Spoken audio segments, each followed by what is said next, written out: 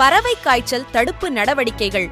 கோழிப்பண்ணைகளில் ஆட்சியர் ஆய்வு. நாமக்கல் அருகே உள்ள கோழிப்பண்ணை ஒன்றில் பறவை காய்ச்சல் நோய் தடுப்பு நடவடிக்கைகள் மேற்கொள்ளப்படுகிறதா என்பதை மாவட்ட ஆட்சியர் உமா நேரில் பார்வையிட்டு ஆய்வு செய்தார்.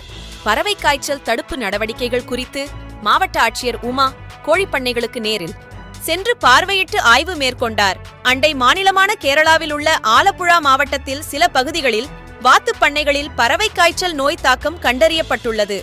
நாமக்கல் மாவட்டத்தில் 1175 கோழிப்பண்ணைகள் உள்ளன. இங்கு சுமார் 6.35 கோடி கோழிகள் வளர்க்கப்படுகின்றன. இதுவரை நாமக்கல் மாவட்டத்தில் பறவை காய்ச்சல் அறிகுறிகள் எதுவும் கண்டறியப்படவில்லை. எனினும் முன்னெச்சரிக்கை நடவடிக்கையாக கோழிப்பண்ணையின் நுழைவு வாயிலில் தொட்டி போன்ற அமைப்பை ஏற்படுத்தி அதில் குளோரின் டை ஆக்சைடு கிருமி நாசினி கலவை கலந்து வைத்து உரிய உயிரியல் பாதுகாப்பு நடவடிக்கைகள் மேற்கொள்ள ஆட்சியர் ஏற்கனவே அறிவுரை வழங்கியுள்ளார். மேலும் கோழிப்பண்ணைக்குள் நுழையும் மற்றும் வெளி செல்லும் அனைத்து வாகனங்களையும் கிருமி நாசினி கொண்டு கோழிப்பண்ணையாளர்கள் சுத்தம் செய்திட வேண்டும்.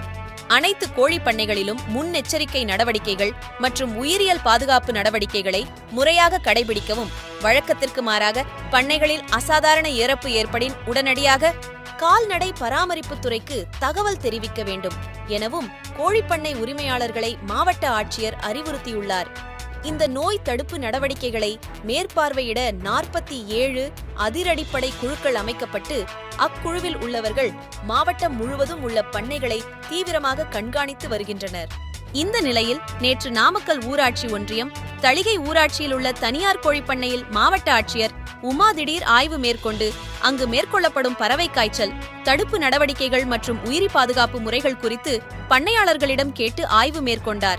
கால்நடை பராமரிப்புத்துறை அதிகாரிகள் நிகழ்ச்சியில் கலந்து கொண்டனர். நாமக்கல்லிலிருந்து வணக்கம், தலைமுறை செய்தியாளர் குழு.